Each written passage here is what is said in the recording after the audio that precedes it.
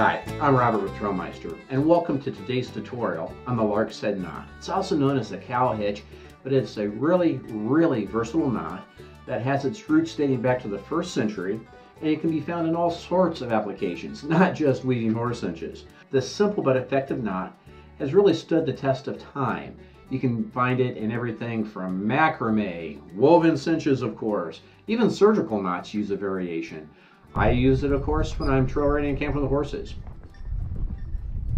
But today we're working on woven cinches, so let's dive in. Before I go any further though, I want to talk about how we set our knots up. So here's a Larks Head knot, and we'll make a lot more of them. But one thing I want to talk about is this raised cross piece of this Larks Head. This has to be away from your pony's body. Failure to do so will add pressure points and white hairs and sores that we don't want. So we want to keep this raised cross piece away from your horse's body. The way that I remember to do that is that the loom board this is my pony's belly. The loom board is the horse's belly. And so I want to keep all of my cross pieces, my Larks Heads, facing away from the horse's belly. The Larks Head knot is crucial in joining the two buckle ends of a woven cinch. So let's go ahead and put a woven cinch together. The first Larks Head knot that we tie can be done in a couple different ways, mostly because we're tying the knot in the bite and we're starting at this midpoint or mid-ish starting point. So one of the ways to do this is to go ahead, bisect the tongue of your buckle, reach down, and just pull all of this excess material through and out. And it's going to be a fair bit.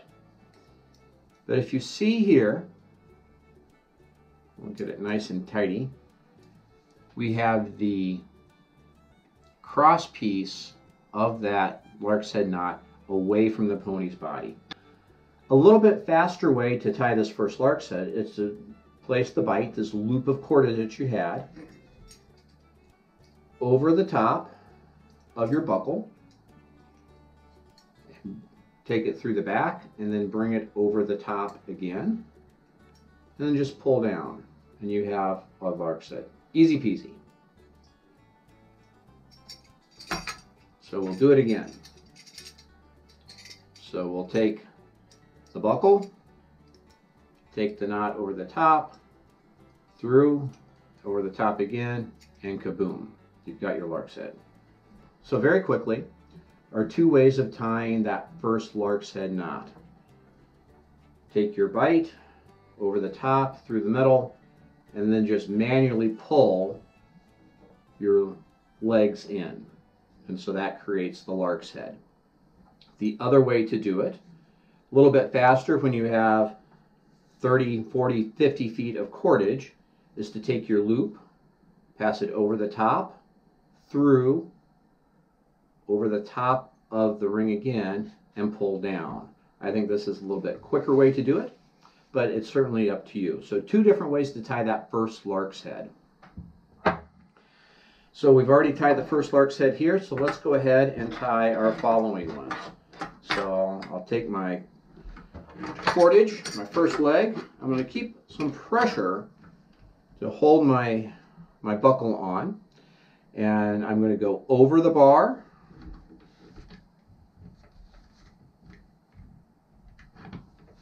holding pressure from the inside, working out.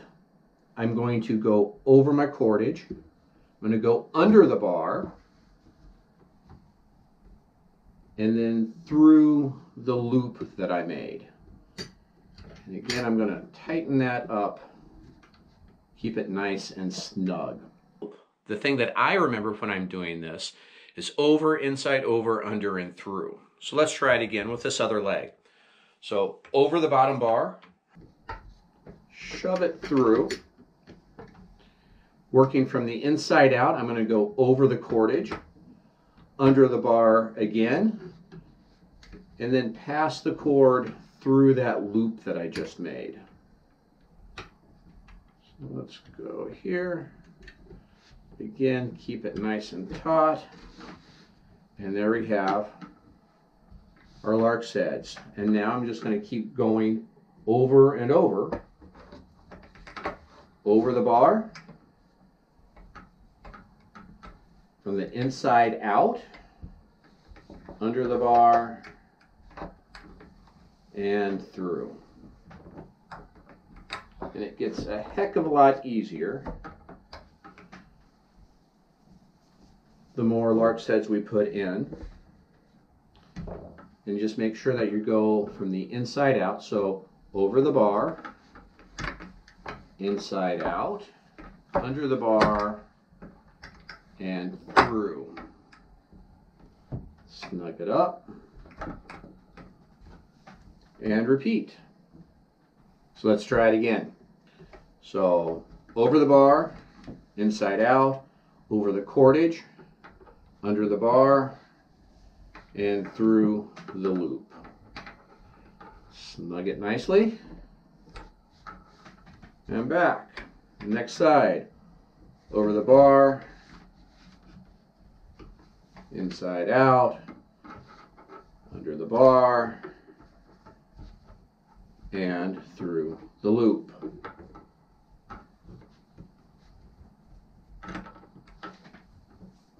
And back and forth we go.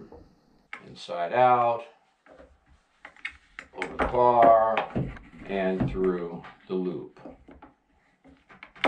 I like to keep these strands pretty taut. I was taught by Mr. Bork of Bork's Saddlery that we should aim for about 10 pounds of pressure per strand. That's more or less what I aim for. I believe the more important feature is that our tension is consistent. I believe consistency trumps tightness as long as we have everything together. All that being said, of course, the tighter you have it will make your life so much easier down the road. So again, over the bar, from inside out over, under the bar, and through. Snug and go. Over the bar, inside over, under, and through. Snug and tighten. Over the bar, inside, under, and through.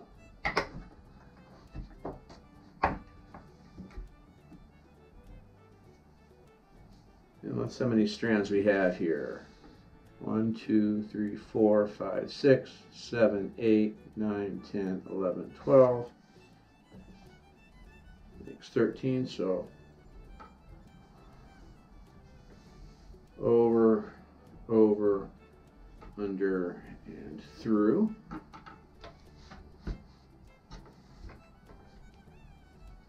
Nice and pretty there.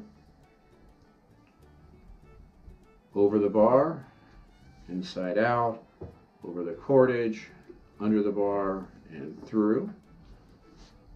Snug, tighten.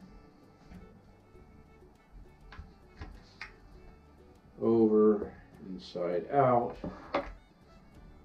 under, and through. And let's see how many cords we have. 1, 2, 3, 4, 5, 6, 7, 8, 10, 11, 12, 13, 14, 15. So there you have it, the Larks Head knot and warping together the cinch. It doesn't take very long at all, but having this part right is important because it's the starting point for all of your cinches. And there you have it, mastery of the Larks Head knot. Until next time, happy trails.